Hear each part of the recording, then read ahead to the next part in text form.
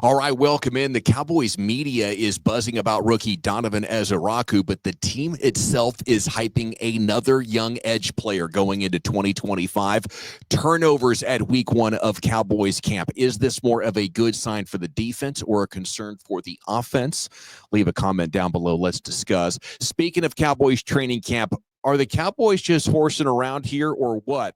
And we have the best golfer in the world says he's willing to trade what for a Cowboys Super Bowl? I know it sounds good to Jimmy. Let's do this. The only thing else I got to say is, how about this, Cowboys? Yeah!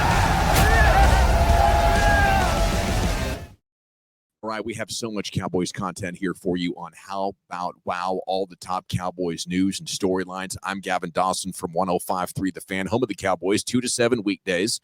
Show brought to you by Bet Online. New Bear Lesniewski is the former all-academic SEC lineman from Kentucky. How the hell you doing tonight, buddy? I'm ready to go deep. This is getting more fun as we're stacking stories, as things are happening, changes in the air. There's all kinds of every level of the team, both sides of the ball. There's stuff to get into. There is. Okay. And it's a big night here on the channel as well, buddy. We're celebrating 1,000 subs and our first video, yesterday's video, going over 10,000 views. It's making us even more ecstatic to talk football with you guys all season long here on How About Wow. 90-day 1K. Let's go. Yeah, that's exciting. So thank you to everybody who's subscribed so far. If you haven't, hit that sub button, hit the bell, and you won't miss it whenever we upload a new show. Okay. Let me get to this here real quick. Sam Williams is the guy. I don't know why it's showing that page. That's a Todd Archer story we're going to get to here in just a second. Here's Dak Prescott talking about Sam Williams, the edge from Ole Miss, had a big couple first years. Last year, he tore his ACL at training camp, missed the entire season, and these guys are stoked about his comeback season. Together. What's kind of your excitement for him to get back on the field and for him as well? Yeah, super proud of Sam. As you said, bombed, obviously, especially when anybody goes down. But yeah, having spent some time with him and Britt on the bands throughout the offseason. That's a guy that's hungry, very hungry, for the fam, right? Wearing the shirt now. And that's just a testament to not only who he is, but how hard he works and how much he cares for his teammates. And I support that guy in every aspect of life because he does things right. And he's going to have a hell of a year. And now it's just about, as I said, he's healthy, just the same as myself. And he's not content with being just healthy. He wants to make sure that he's better than he was before he got hurt. And so I'm going to continue to push him, encourage him any way that I can, whether it's competing against him right now or it's in the locker room or hell, just wearing this shirt. Super proud of him.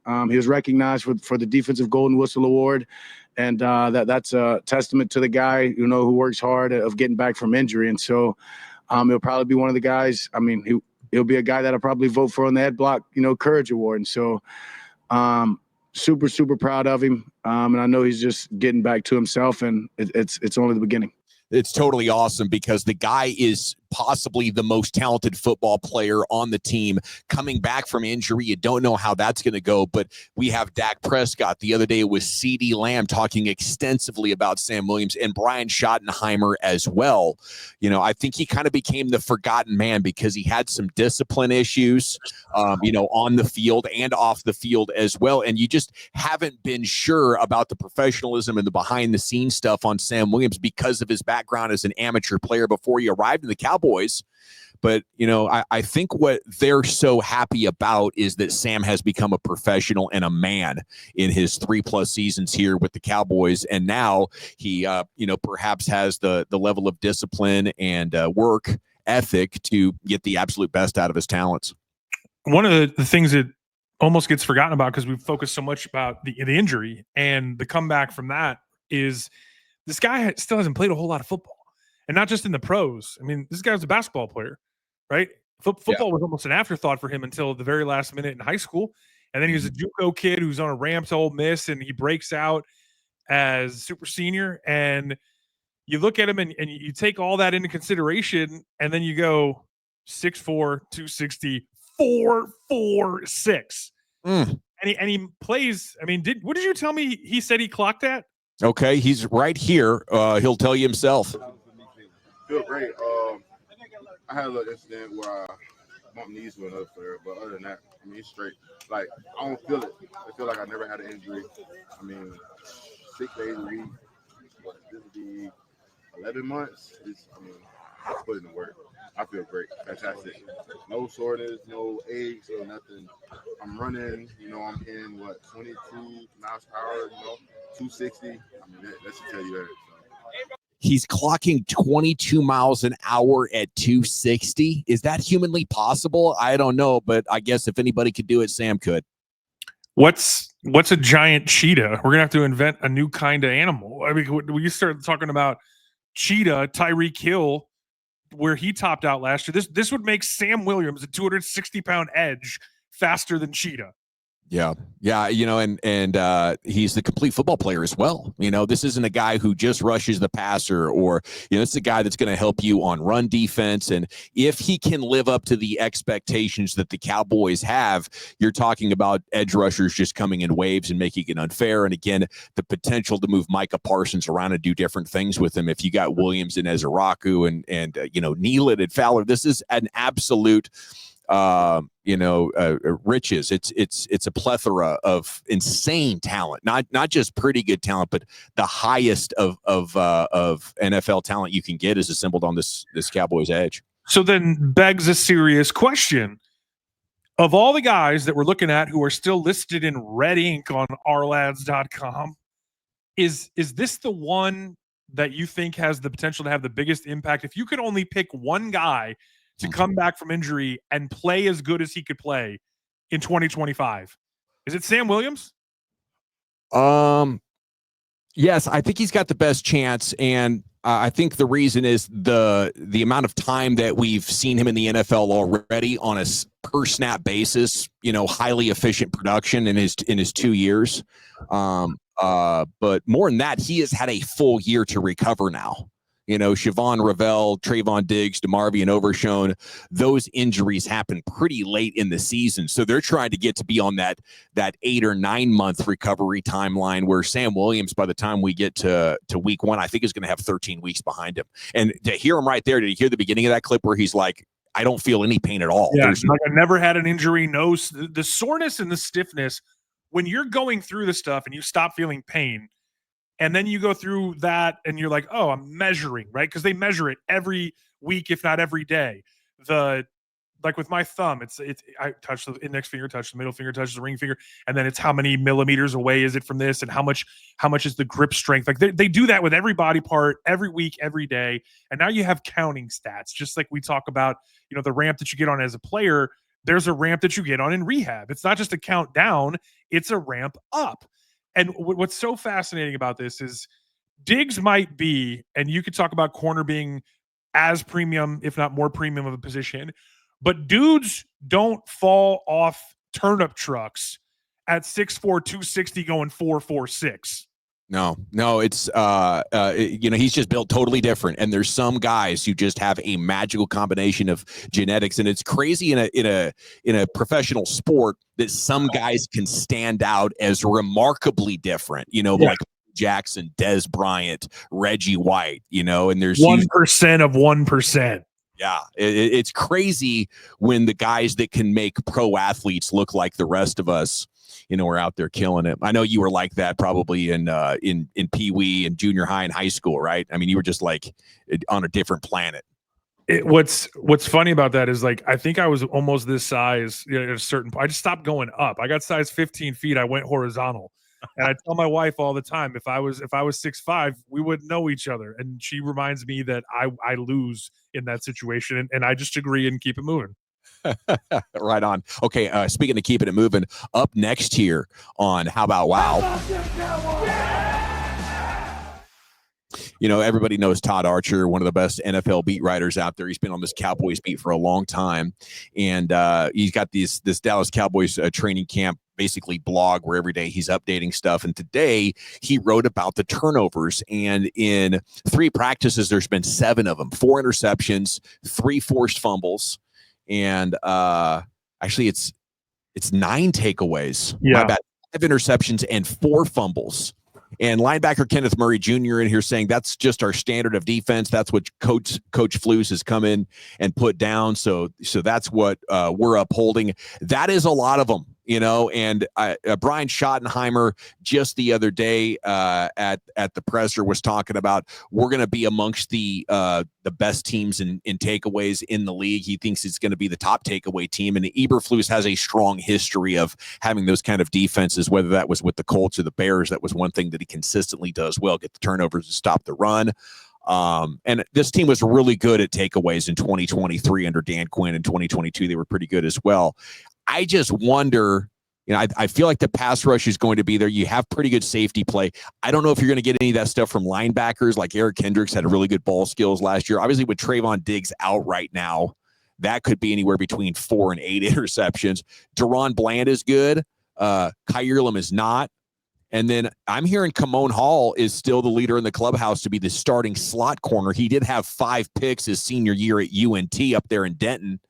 But that was like 2019, bro. This guy's been in the league for a minute, and he's never been a starter. So I hopeful, fingers crossed. Which part of this you want to unpack first? The 69-yard pick six was nice. He had a really good preseason last year. And he's a guy that everywhere he's been, I think he's been liked. I mean, this is his second time around. You don't get asked back by teams that are willing to let you go if you can't play. This isn't just a matter of we need camp bodies or this is taxi squad level stuff. I mean, he's got all the measurable stuff right there with average or above average for his position across the league. So here's the preseason interception that he pulled off last year, and he's got pretty good speed. I think Broadus did text me. I asked him a couple hours ago as we were getting ready to do this show, can you help me with how Kamon Hall has jumped to starter? He says they really liked him last season at camp, was always around the ball, physical as an inside cover guy, good change of direction and quick. And I think it comes down to them just needing a slot guy. And while there might be players on the team with a lot more experience or you might consider to be overall better defensive backs, Kamon's the one guy who plays, a style and has a level of quickness that should allow him to stay with some of these inside guys. How gnarly does this cornerback room and ultimately the product on the field look if it's Diggs, Ravel, and Bland in the slot, and a guy like this is your depth piece? He's a really nice story, and he was a fan favorite. And I think with all the struggles that they had last year, a lot of chatter, a lot of subreddits with this guy's name in it, right? And you look back on that, and the thing that you have to love the most is that when he makes that play and he's given an opportunity, it presents itself, and he seizes the moment, you watch that presser, and all he says is right place, right time. Trusted my coaches, trusted what they're teaching me, trusted my guys, read my keys, made the play. And for all intents and purposes, this guy can play on Sunday. He's a Sunday guy. And if you look at it now and you go, to your point, you would want Bland in the slot. But can he play outside? And is Kyer Elam going to hold up? And then you take a step back and remind yourself that Bland has done some things that have never been done before in NFL history. Elam, first-round pick, pedigree, really just was running uphill the whole time in Buffalo and could never get over the hump. And you just take a step back and go, how do we buy ourselves time to get to the bye? If whoever it is and whatever it looks like, if they can do enough to put themselves in a position to go into the holiday season, getting not Christmas in July, right, but Thanksgiving on time with Overshone, with Ravel, with Diggs. So the first part of this that you asked about, which is going to be the second part of my response, and I promise it'll be much shorter. You're good. Eberflus has been a DC. Obviously, he was the head ball coach in Chicago, but he's been the DC 7 times, seven full seasons. 6 of those years top 10, 3 top 5, and a top 2 finish. They better be in the top 10 in turnovers. That's how they have to play to have success as a defense. Like the Saints Super Bowl team, right? They need like 50 takeaways.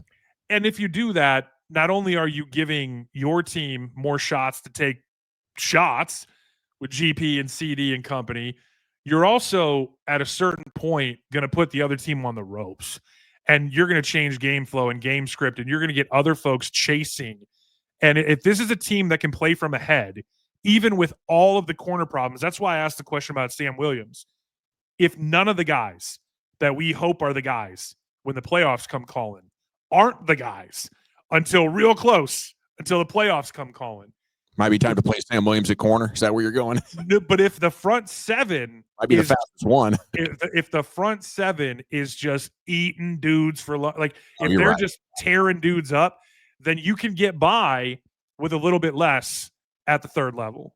No, you absolutely can. I feel like San Francisco is a great example of that, and their corners looked fast and aggressive because they didn't have to defend much, and they often got to come downhill and play against receivers trying to catch passes from quarterbacks who were under duress. So you're absolutely right about that, and I feel like if they're playing with the lead, they're going to be in good shape. And then, beyond that, playing with the lead in the standings as well, if you are around the holidays or mid-season and, a guy like Trayvon Diggs is, completing his physical therapy and he can step on the field and, not have a big adjustment period, then that could be insane because once you get Bland, Diggs, and Ravel healthy on the field together at the same time, if you get that, that's probably going to be the best collection of ball skills in the history of the Cowboys. And sure, you include Dion in that, but Dion never had picks like Diggs did, and he didn't have pick sixes like DaRon Bland did. Well, hold on. Stop the press first. Dion never had 11 picks in the season because nobody ever threw to his side. Okay, yes. But 1, 2, 3, I'm serious, dude. Those it's nasty. Insane. Yeah. Nasty boys. And Wayman will love that. Shout out 1990 Cincinnati Reds closers, right? And Dibble, Charlton, Randy Myers. When you go back through and you think about this roster, and we've been talking about, variants of play calling. We've been talking about those splits. We've been talking about as you break down and you think about, return to interception luck, right? Because Dak's like 2 for his career, but he's had years where he's led the league in picks despite only playing 12 games. Like their ball bounces a certain way. Guys like Aaron Rodgers' stats, Tom Brady's stats are the most realistic because they're the most consistent. They don't have those big balloon payment type of years, right? What is really cool to think about with this team is if you're talking about Eberflus having the history of, 6 out of 7 is what, 86%. And if you're going to say 8.5, 9 out of 10 times that this dude is my DC, we're going to be in the top 10 in takeaways, then that means you have a shot every single week because even if you're making mistakes, you're going to get the ball back. And then if you take care of the ball, you simply just have more opportunities to go dunk on dudes. Yeah, if it gets healthy with this defensive coordinator in this scheme, there's no reason they can't be number one. But if it doesn't, I don't know how long, this will be possible. Is Trayvon Diggs going to be around in 2026? I don't know. This is a very unique opportunity if it can get healthy by the end of the year to have the edges and the ball skills guys on the back. It's one thing to have good corners. It's another thing to have guys who are basically wide receivers attacking the football, as Diggs spent a lot of his career as a wide receiver. And DaRon Bland just has like next level ability to return. Once he gets that ball in his hands, he is, looking like a slot receiver out there. But one cool thing that we did see this week is Trayvon Diggs is happy, and that's something that I have rarely seen.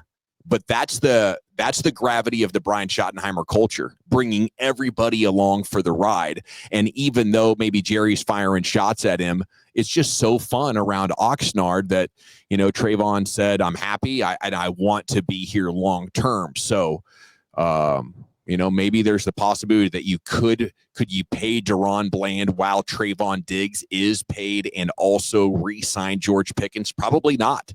And that's why this season is so important to get these guys healthy. It's a very unique opportunity, as I've said twice now. More or less unique than what we potentially get peek behind that Wizard of Oz curtain when his bleeping documentary drops. I wonder sometimes when he's bouncing back and forth between taking the mic to, support Micah in the contract negotiations and do the engagement farming two-step versus, thinking about what's really going to come out from this. And what I hope is that it's less of what I originally maybe thought, gut punch type stuff where he's #shots fired. And it's more of just like an in-depth Kobe Bryant's muse. I talk about saying things twice. I might've said that once or twice before where he's actually healthier than maybe we've been led to believe, and he feels like he's going to be back at some point, and we're not even going to be having this conversation about why would you play and risk it on either side, meaning the team and the player, or the team or the player, relative to what's guaranteed, for medical going forward. I just look out there and think, not just on the optimist side of it, or not just on the hopeful side of it, 11 pick guys also don't fall off of turnip trucks. And No. when you have this dude locked in at 18 million, when the Surtains and the Sauces are getting 30 plus, and that number is only going to go up, it makes you really excited about whatever they're growing in that lab. Right. And they're emphasizing this stuff big time. Like, all of the drills are about taking the ball away. And I'll tell you another part of this that's interesting is the lack of physical contact has made all defenders basically focus on just knocking the ball out to end the play again and again and again. Yeah. So if you have guys that are skilled at that and highly focused at that, I mean, there's a huge opportunity. And I think kind of what you were getting at is they need their defense to get takeaways, because they're going to be vulnerable when it comes to the more physical parts of trying to play defense up the middle. There probably isn't a worse game film that a defense put on film than the Pittsburgh Steelers playing the Baltimore Ravens when King Henry and company went for $299 to put them out of their damn misery in the playoffs. I don't know. I would call that and raise you with the Cowboys against the Saints last year, making Clint Kubiak look like freaking Kyle Shanahan and Derek Carr look like an MVP in that Saints team on a course of the Super Bowl. I think they lost like their next 7 games after they totally panched the Cowboys week 2. Derek Carr always had, those 2 or 3 games a year where you go, oh yeah, I can see why this guy always gets paid. And you forget that he was probably going to be MVP if he didn't break his damn leg, and the Raiders probably go on a run. And this is a completely different Wikipedia page. The reason I say that the Steelers one is worse, though, is because they were being actively called out on the air about where the fight was from a physical perspective. The scheme is one thing. Better dudes, better plays. That's one thing. When you're just putting your hand in the dirt and handling the dude across from you, and that was basically like an 11-on-11 theme in that game. The thing about this team, these guys coming back from injury, means Sam Williams is one of those dudes. Overshown is one of those dudes. When you see these guys' hype reels, it's not form tackles. It's WWE level stuff, right? Yeah. I mean, these are next level This is next level explosivity. Try that. Talk about saying things twice. And the way that every level of this defense is affected by the length, by the speed, the quickness. And you talk about this all the time, probably more than most, because I got these giant kids, and you always remind me to have them do the spatial awareness drills, make them play catch with the smaller version of the ball, or a golf ball or a tennis ball. Or that's why I was so excited watching Jaden Blue doing some of the drills he was doing with his tiny hands with the fumble stuff, right? And the thing about Sam Williams, the thing about, we think Ravel, we know Diggs and Overshown, is that these aren't guys who are just lining up, and if it's in a straight line, they're fine. These are guys who can sift through the shit. These are guys who can adjust on the fly. And if they're all healthy at the same time, I in the back of my head, I went, damn, did he just say there's no reason they couldn't be number one? And then you start going down get the Rolodex out and go through the defenses and find another team and another scheme in this league that doesn't have a question mark, doesn't have, oh, hey, if this one guy goes down, everything falls apart. Yeah. And the big problem in Dallas is just getting our guys back. Yeah, getting your guys back, and if you can play with the lead, you're set. But, I would say run defense. If you come up against a team that is determined to run the ball against you 30 times today, they have a physical front, and you go 3 and out the first 2 times, and you're looking at the scoreboard, it's 10-zip in the second quarter. That is a massive oblique moment for this organization, and they haven't proven they can get out of that in a long time. It might have been since 2016 since I've had confidence the Cowboys could pull out of a hole like that. I appreciate you making the point that I should have made, which with the reason I brought up the Steelers-Ravens game, right? Talking about what they're going to get from opponents. And, when you look at the schedule that's before them, there are some rock'em sock'em robot teams, and even teams that have legit quarterbacks, even teams that have dudes who can fly on the outside. If that team goes into a week, I mean, Joe Burrow is the most pass happiest team, and you got arguably the top two tandem, right? I think most people would push Chase and Higgins until GP and CD shut them up at the top of the wide receiver rankings. And when you break this thing down and you go, oh hey, we're coming into Dallas and Chase Brown might get 28 catches or 28 carries that night because it's a weakness for the other team. And if you come out and a team like the Cincinnati Bengals goes draw, sweep, counter, and they hit you for 7, 9, 11, or they rip one and take it to the house. And Joe Burrow, talk about Sam Williams going 22. Joe Burrow hits 20 because he's 19-7 is where he topped out on his long run against the Giants last year. Other teams start planning and scheming and coming into a game not to try to do death by 1,000 paper cuts with the passing game, but to do it between the tackles, because once they start pushing you around, you start pointing fingers. You get down not just on the scoreboard, but you get down on yourself, you get down on others, and then that lets you and me go chase the next 40 followers. And we're seeing more of that, right? We're seeing the return of the run game and people noticing, oh, wow, if you want chunk plays, you're going to have to run them into the coverage that's going to give you the chunk play in the passing game. It used to just be, oh, man, Todd Gurley and the Rams, when you had to play them, that sucked, right? They had 185 rushing yards against you. Oh, the 49ers, oh, man, they really ripped your ass.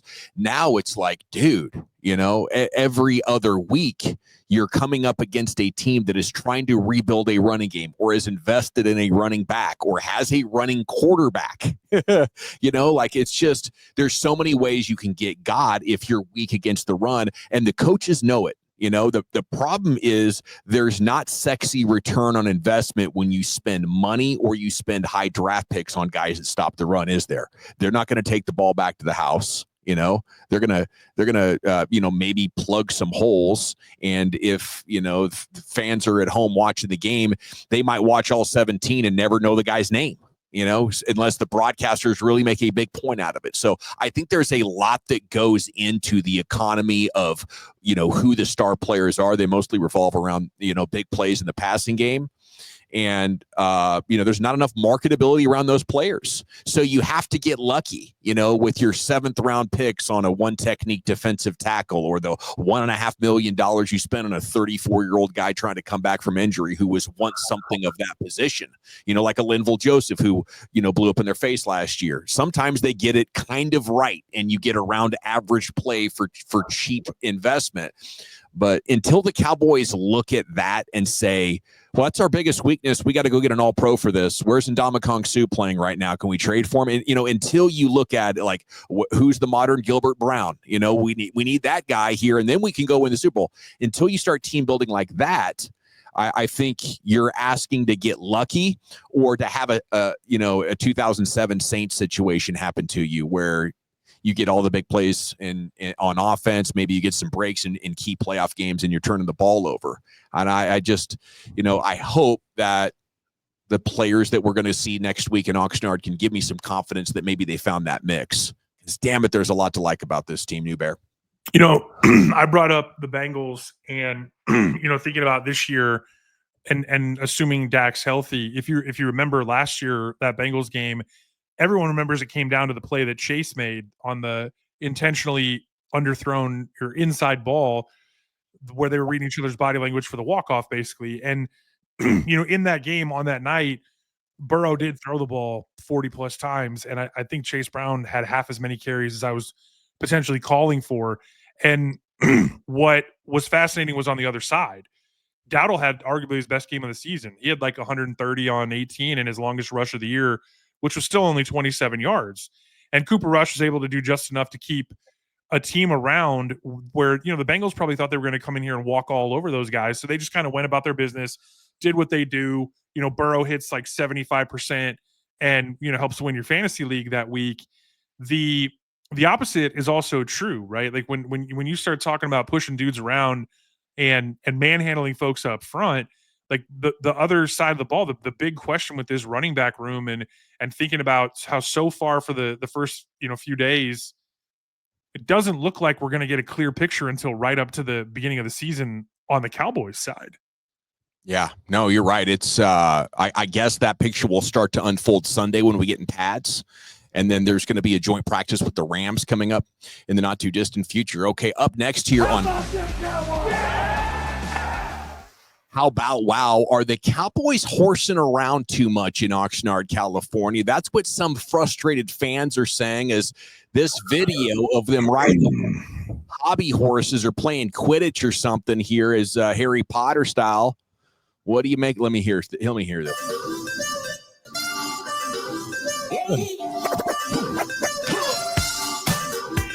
Okay, so, they're having a good time there in Oxnard. I've just been laughing at this. I think it's pretty cool, but, a narrative is building that, there's a lack of intensity or we're horsing around here. This is Dove Kleiman actually tweeting about it. The Cowboys have gone viral for messing around at practice and acting like Harry Potter despite missing the playoffs last season. I don't think that perspective really captures what Brian Schottenheimer is all about. And this is like at the beginning of practice every day, just to get people activated and having fun and to start the good vibes going. And I think it's working. Like, if you're actually there or paying attention on a daily basis, you cannot argue that Schottenheimer's culture through week 1 of training camp is a 10 out of 10. I mean, the problem is that, places on Al Gore's internet are like, Reddit is a freaking goblet of fire. I'm going to do it. And, when you get into all this stuff and people just having their panties in a bunch, can we please just stop acting like NFL practice is a chamber of secrets? How many more of these can I do before you mute me? The no fun police stuff. These guys are literally talking about paying the fines for their gun-toting touchdown celebrations. Yes. And we're not concerned at all about that, but they break out the broomsticks and it's like, oh, hey, look, some fantastic beasts and I know where to find them. I just can't. And coaches with Spider-Man masks on, apparently. Yeah, dude, when you get into this part of the season, usually this stuff might not come out till like practice 17. You know what I mean? But this is awesome in as much as yesterday, Schotty had the red ass. I mean, he was eating dudes up. We played that clip, right? And he threw the visor. I mean, that was the tweet that I threw down, right? The one that throws the visor, Schottenheimer. And to bounce back the very next day and just remind everybody, look, this is cool. We're cool. We can have fun and get work in too. It's not. What do you call the Jones the cavemen thing that you do? Yeah. This isn't the Stone Age. Like, you got a bunch of young people. Like, Dak is an old man in his early 30s on this team, right? And you're looking at breaking these guys in as a still developing unit and nucleus. And part of this, I think, also is Schotty reminding everybody that he's his own man, and that because everyone just wants to talk about him being Jerry's guy and Marty's son and all this other bullshit. And it's like, can we just take a step back and realize for a second that this guy gave up his scholarship as a quarterback to go walk on at Florida and learn how to be a better, not just player, but future coach. And maybe he didn't say, I want to be my dad and I'm going to coach NFL football. Maybe he thought he was going to be a CEO one day of some multi-billion-dollar global national company. He went to go learn how to be better at life from Steve Spurrier. And the hugest thing that Steve Spurrier imparts on everyone who's a part of his thing is that at some point you turn the tape off, you put the dry erase marker down, and you go get the golf clubs out and put a visor on. Oh, that's my favorite part of the connective tissue is that any scheme stuff, like if we're running Outhouse or Mills concept, going back to Fun and Gun like 101, the way that these two talk to each other, right? Because one of the first calls that Schottenheimer got when he was named the OC down at Georgia was from Spurrier. And when you think about relationships that stand the test of time and why, let's not forget that Schottenheimer was a good enough player that at one point when the Gators weren't playing good enough, Spurrier benched future Heisman Trophy winner and everybody's favorite All-American Danny Werfel, and Schottenheimer went in and took the ones down and scored. That's awesome. He was a pretty good player at Kansas, wasn't he? Well, I mean, he was a good enough player at high school to be a D1 money guy from day one. And then, just like I did the same damn thing. If you really think you're good enough, you don't want to go to, no disrespect, especially back then, you didn't want to go to Toledo. You didn't want to go to Boise State. You didn't want to go to, College of Charleston and try to say, hey, look, I play. You want to go to the SEC. Mm-hmm. And when you do that and you say, hey, you know what I'm giving up in this is probably hundreds, if not thousands of potential reps, right, of playing at a lesser place. You might only get in for a few plays a game. And then those plays mean everything, and there's stories that get told for the rest of your life. Alrighty, up next here on what do you think of Dak Prescott using his legs? Here we have a story, DallasCowboys.com. Patrick Walker recapped a lot of the things that he said in the press conference, New Bear. And he was pulling it and running it on read option. Quite a bit of practice this week. He says, it's something I think about every time I step on the field. I'm staying where my feet are and not taking anything for granted. Now it's about continuing to push. It's one thing to be healthy, but how much better can I get now that I'm healthy? That's in the forefront of my mind. Feels good. It's a pretty cryptic answer, when you're talking about running read options and using your mobility as a weapon. As a Cowboys fan, I look at it like this. I don't want you running until you have to, and hopefully that doesn't happen until the playoffs. If you got to start running week 16, week 17 to get to the playoffs, I understand. But if we're not good enough to make the playoffs without you running and putting your body on the line, it's probably not worth it. Once we get to the playoffs, I need you to try to be 2016 Dak Prescott as much as possible. But I legitimately think he's playing with a compromised body, and that body is going to be more prone to injury. So I'm looking to limit it and kind of, play the quarterback like Ben Johnson did in Detroit last year with Jared Goff. Two things and they were like competing to be which one came first. It was like the monkeys banging cymbals in my head couldn't wait to just be loud AF. The first one being, can we just take a step back and remember that doctors are getting paid too, and that when they get things right, there's actually an opportunity that they fixed him.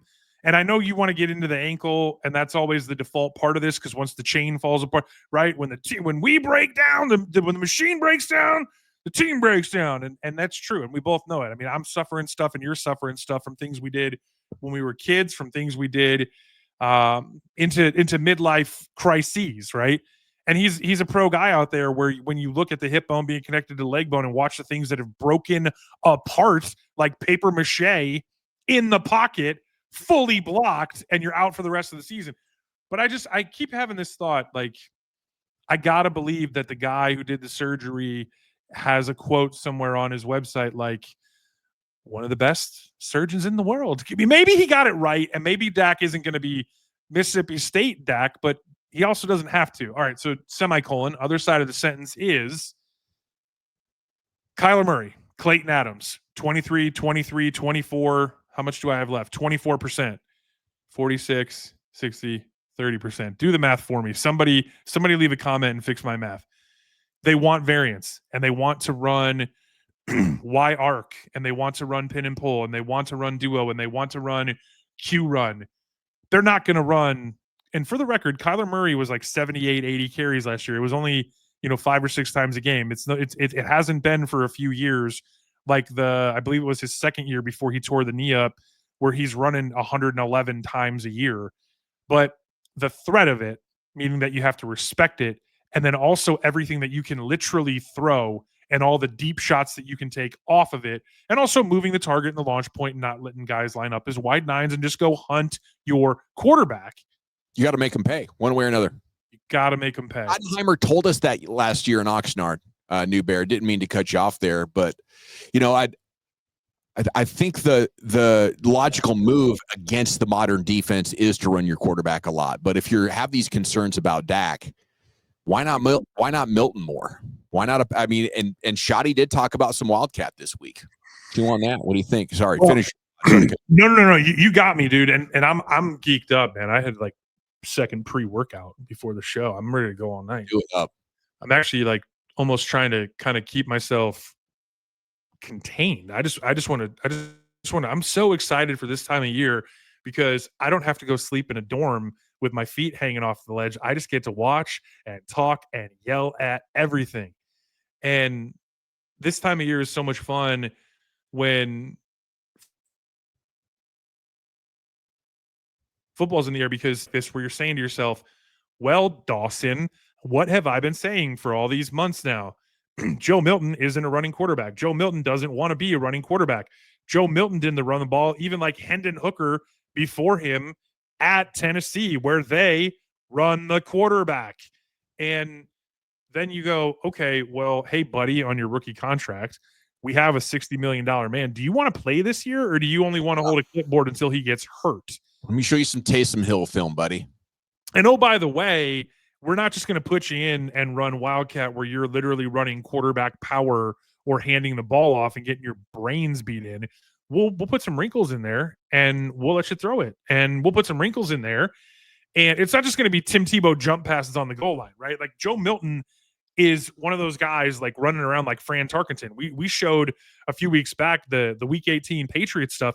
There's one play where it's like the old Seneca Wallace one that damn near won him the Heisman, where he goes from one side of the field back to the other and then throws it, right? Yeah. And then there's another one where he does the same thing and he runs it and probably takes a hit that on his way out of bounds. And said all that to say this: any activity for Joe Milton is better than no activity, because he can't just sit around and hope for Dak to get hurt. If he goes in and he throws 60-yard touchdown, if they get to the 40, they're pushing midfield and they come in and they run Wildcat, and it's not just a third and fourth and short or a goal line package, right?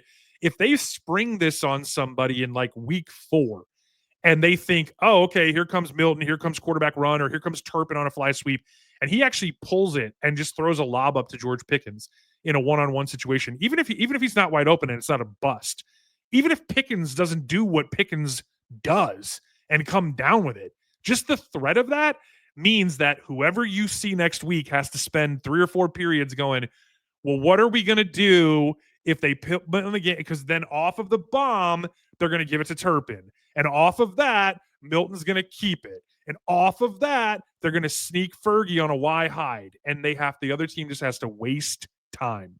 I love it, and I don't know how you incorporate Dak. Do you take him off the field? Do you 100%. leave the field in a Wildcat? No, because if we're not going to run Dak, if we're worried about running Dak, can we please not talk about asking him to run a route and throw it to him?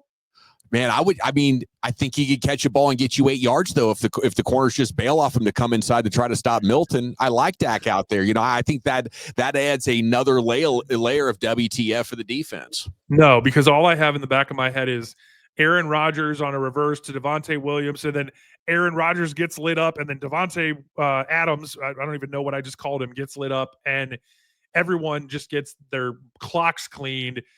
Just look, if we're gonna do it, just get him off the field. We're talking about preserving him. Yes.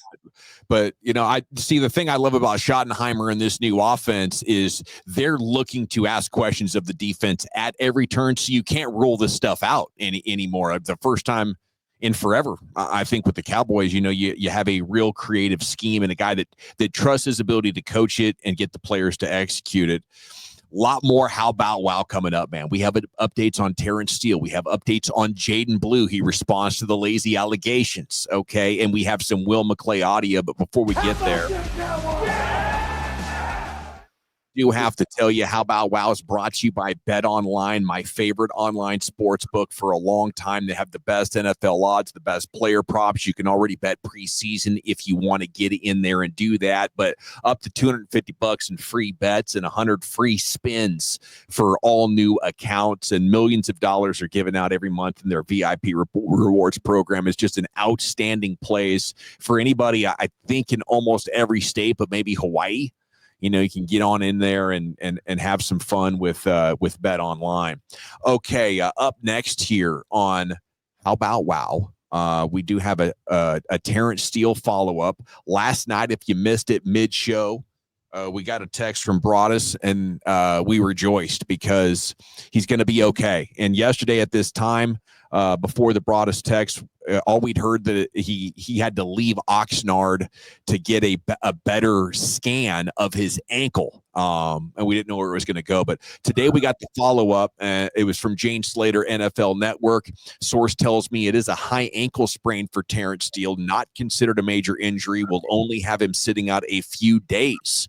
So that's good news for the offensive line. And who knows, maybe he could be at the pad of practice on Sunday or out there for us to observe. Usually when you think high ankle sprain, that's 2 to 4 minimum, maybe 4 to 6, but this sounds like it was just a tweak, which makes me wonder why, they had to be so serious about it. But I guess they're being super precautious and want to make sure they're not asking somebody to do something that might aggravate it more. So it's great news on Terence Steele.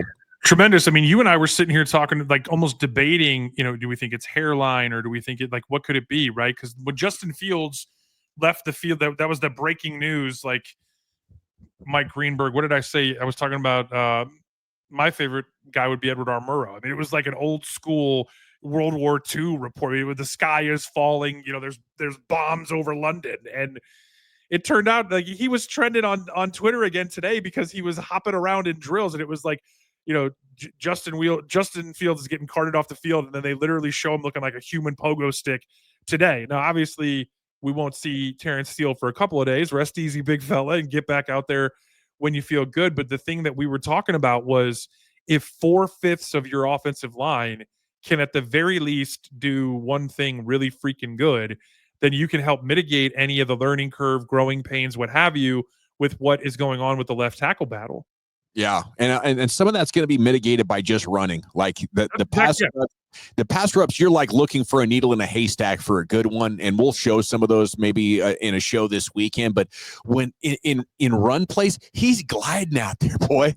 This is a hooper. This is another basketball player who's just a tremendous, smooth athlete, and at his size, I think just run the ball a lot more. And I think Tyler Guyton can actually be helpful, like Terence Steele, up next year on How About Wow. Last week, we had the story Jaden Blue maybe has some work ethic issues, some coachability issues. Our staff at 105.3 The Fan KNC Masterpiece was out there this week and talked to him. We talked to Joe Morton the other day about this. That report that came out with you. Why do you disagree with that?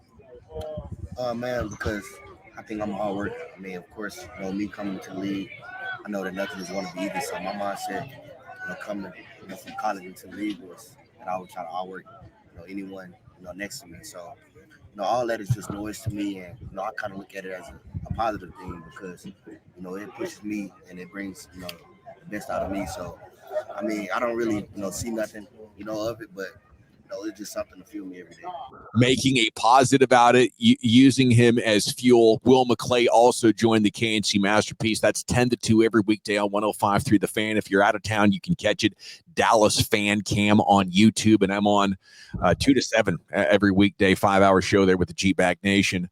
But they also had Will McClay on it, and he said, listen, we did our homework on him. Everybody at his age needs to grow up a little with some stuff. But he's confident he's going to be in here and work his butt off. So I like that they umbrellaed that a little bit. Normally that coach speak stuff kind of bothers me because it's like, well, is it, what was it, what was, what wasn't, or just like don't even answer the question. Like don't even dignify it with a response. What I'm talking about specifically is I got the vibe from his answer that there is a little truth to it. Yeah, that's what I'm saying. And so it's like, everyone has had some sort of innuendo. There's so many people have speculated, and it would be the whole thing would go away if they all came out and they said, yeah, my hamstring was a little tight one day. I needed to learn how to communicate with the strength coach about when I'm in and when I'm out. If it's that simple, so that you don't have Stretch Smith talking about if you were out doing Johnny Manziel Vegas shit. You know what I mean? Like, yeah. My flowers, my applause, I'm trying to think of how I actually put words to it. I'm not quite proud, right? Because like you said, there's a little bit of a smirk. There's still a little bit of swag that comes with everything with the blueprint. But what I do like is the way he answered that is completely different than the way he clapped back on Twitter. LMFAO, winky, smiley, whatever emoji, y'all finna feel me. Like, he answered that very respectfully and just said, I'm going to use this as motivation, file this with another thing. I'm going to keep it moving, and nothing to see here kind of thing from his side of it. And, the big speculation, the only proof point was the whole thing in high school about, the COVID, not COVID, the injured, not injured. Like, that was the only really thing that anybody found when they were digging. At the same time, right, this is a guy who organized workouts. This is a guy who has other people, being willing to stand up and vouch for him. So I just, at the end of the day, we need one to go 80. At the end of the day, we need a rail route where he's hook him. We need a one big play for everyone to start talking about football again, and let all this stuff when you're 17, 18, 19 during a global pandemic, just kind of fall off the face of the earth. I'll be the first one to tell you, I don't need everybody on my team or in my organization to be like the perfect operator with everything, given the best. You actually need a couple of assholes. Yeah, be damn talented, be yourself, and if you're making plays, everything is going to get overlooked. I mean, that was the 90s Cowboys stuff getting overlooked. Read Jeff Pearlman's book. Up next here on How About some Will McClay. He's talking here. This is from the KMC Masterpiece interview. And let me get you the slug exactly. This is the VP of player personnel, by the way, essentially the de facto GM, just without the authority to have his own vision and execute things single-handedly. But he's the most responsible man for personnel scouting. And, maybe Jerry's trusted advisor inside the front office, discussing why the team is picking up the pace in practices under Brian Schottenheimer. This is an interesting topic because under Will McClay, they keep these, or under Mike McCarthy, they keep these GPS numbers. Mike was always worried that guys were working too hard. He didn't want your heart rate up. He didn't want you to go for too long, and he'd give you days off, if he felt like, that was a spike in the GPS number. We need to give this guy a day off. They're looking at the other way for Schotty, which I like. That's what Andy Reid does. Anyway, here's Will McClay talking about the pace of practice here with the new coach, Brian Schottenheimer. One of the things that we have noticed straight away, even before the pads come on, the pace of these practices seems to have accelerated quite a bit. Yeah, I mean, that's Schotty's mantra, and what we wanted to bring. It's fast and furious. You want to compete every day. That's kind of our mantra. And the NFL is a fast game. You got these guys, college guys. Number one, you got to get used to the pace of it. Number two, it's about conditioning. If you want to play fast, if you want to be a fast football team, you want to play that way, you have to practice that way. And so everything we do is that way. And it's very concise. It's very controlled. It's fast paced, and it's a way to increase our conditioning and all that stuff as well. People talk about the welcome to the NFL moment. They usually talk about a specific play. Do you ever think conditioning can be a welcome to the NFL moment where you're like, you think you're in shape, but check out what we're doing, and a player's like, oh, there's no question. And this year is, the way we're playing defense and offense and what we're asking guys to do. But you turn on the tape and you watch guys running after the football and doing things that it takes being in shape. It takes that part. And there are some young guys that came in here after rookie mini camp and just getting started. And once they got introduced to it, they realized it's NFL football and we got to do things a different way. Yeah. How do you identify toughness as a trait? I love this topic because I think a lot of teams kind of punt on this and allow players to manage their conditioning on their own. And a lot of them are tremendous natural athletes that are going to have the endurance, but there is a layer on your football team of guys that just are bad cardio guys and aren't going to have the endurance. And there's only so much you can manage. I feel like this is one that, teams just say, well, you're going to be in shape because you're a football player. And then you end up with gassed guys in the fourth quarter and in December. One of the big things when you're talking about getting in shape and playing fast, this goes all the way to the top. And, Schottenheimer's big thing is, I always come back to my favorite one is draft day, Dennis Leary, right? Trying to give Jennifer Garner the business, and it's like double X jet ice cream 36 counter naked waggle at 16-9 Tennessee free, right? Like that's a play call in New England for Joe Milton to learn. Now he comes to Dallas and one word can be the whole play. So like the system goes from the quarterback having to tell everybody what to do to one word, letting everyone know what their role and responsibility. So, those types of things, when we talk about culture, you can't just talk about it. You have to be about it. You have to to institute, stick with, like make it sticky at every level of the organization. So you can't be out here saying things like we're going to play fast and this is how we're going to do it, and then have like a traditional Mike McCarthy, West Coast offense play call. Yeah. And I'm sorry, sometimes you connect ideas, New Bear, that I'm not totally aware of how they connect. So, dude, you were just talking about guys being in shape, and it made me think about how, like, given the ability to play fast, right? And how, like, from the CEO on down, from Schotty on down, like the culture of this team is that they want to be fast, they want to be physical, and they want to attack teams both horizontally and vertically. They want to make you respect every inch of grass. And that starts to do all those things, right? Fear makes cowards of us all, Jimmy Johnson. You got to be in shape. And I probably skipped a step somewhere in there. There it is. Now I get it. Thank you, man. I mean, we don't have the synapses of the New Bear. At least I might have too many firing right now, bro. Okay, I got you. Here we go. It's up next on How About our final story, a DFW guy, a 4-time major champion now, Scottie Scheffler, out of Highland Park, says he's willing to give up one of his major championships for the Cowboys to get a Super Bowl. And this is a 29-year-old, born in 97, probably 96, never saw the Cowboys win a championship. What would you be willing to give up to see your Cowboys or your favorite team win a Super Bowl? How bad were my kids today? Definitely wouldn't be a major. I was just thinking about which kid you put free to a good home. This is a really good one to think about coming back to, because like you think about your favorite team, and maybe they've won you some money betting on them or whatever, but just like all things being equal, where there's no equity, you're giving something up, right? So like what are you talking about putting online? Well, he already got that money. That money is already in the bank. And just like, everyone knows about the Fab Five going to the Final Four, UNLV, or pick your favorite team that lost a banner. Nobody cares, right? Everyone knows they went to that game or won that championship or whatever. So it's like, it's got to be something concrete, and it has to be something that you really, really love.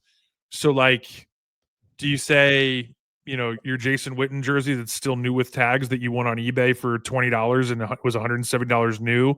So you like bring something into it where you're still winning at the end because it didn't cost that much.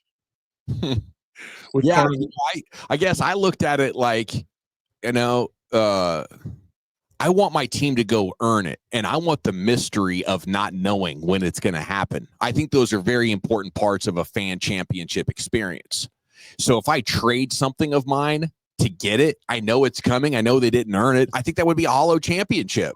Oh, wow. That's a really interesting point. I got to go on the evening news and say, hey, guess what? It wasn't the coach. It wasn't the quarterback. It was me. I made this deal with the devil here.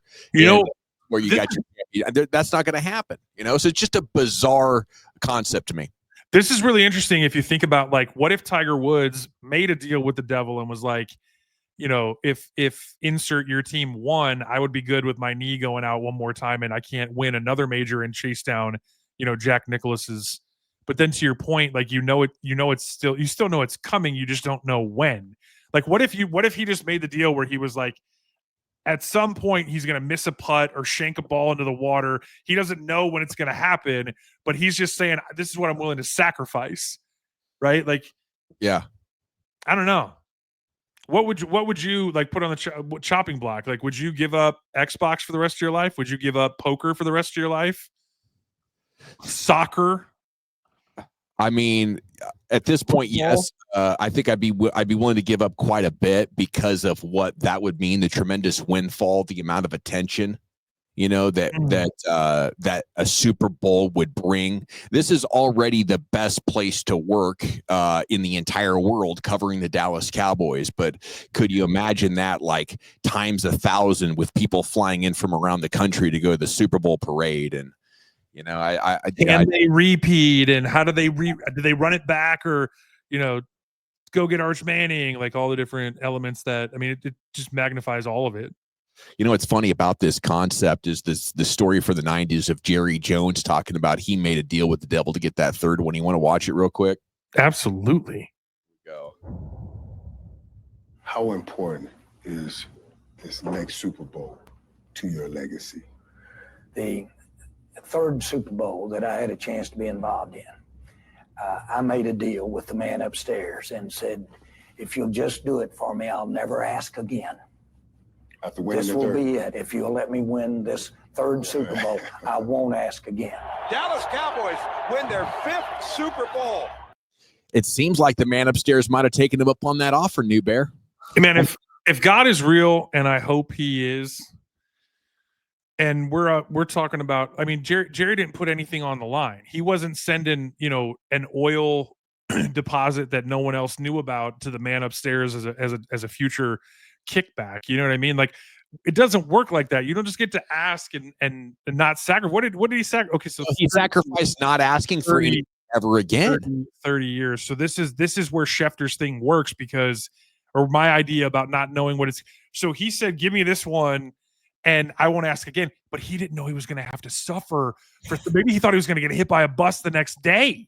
Yeah, maybe he thought the Cowboys would keep winning them on their own without the good Lord's help, at that point. But whatever the case, he hasn't gotten at least any team success since then. But I did see a story the other day. The revenue share for all NFL teams, it's published every year because of the Packers.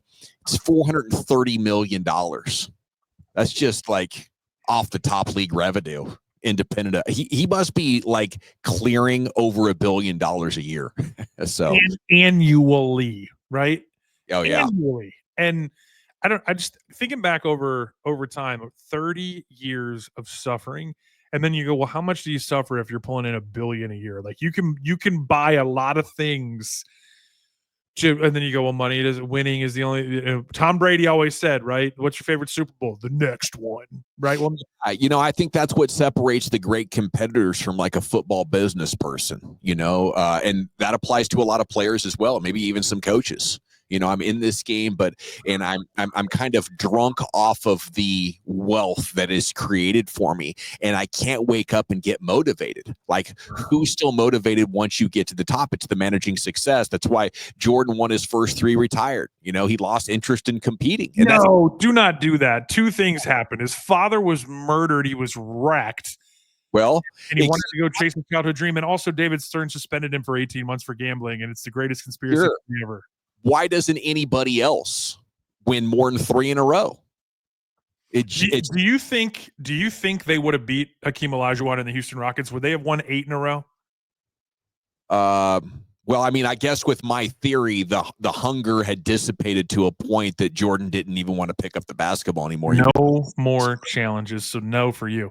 Well, now when we start our basketball podcast, that'll be the first thing we do. When you guys LeBron, we'll go in on that.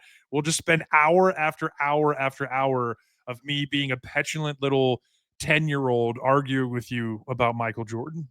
And that's going to be different. How? No, I'm just playing. Thank you, New Bear. I love talking football with you. Congrats on the success of this channel. How about, wow, over 1,000 subs today and our first video with 10,000 plus views. This is just the beginning. Please like and sub and hit the bell button. Lock in with us all season long. We're in Oxnard next week. Are we doing more shows this weekend? There's going to be practice tomorrow. There's going to be news.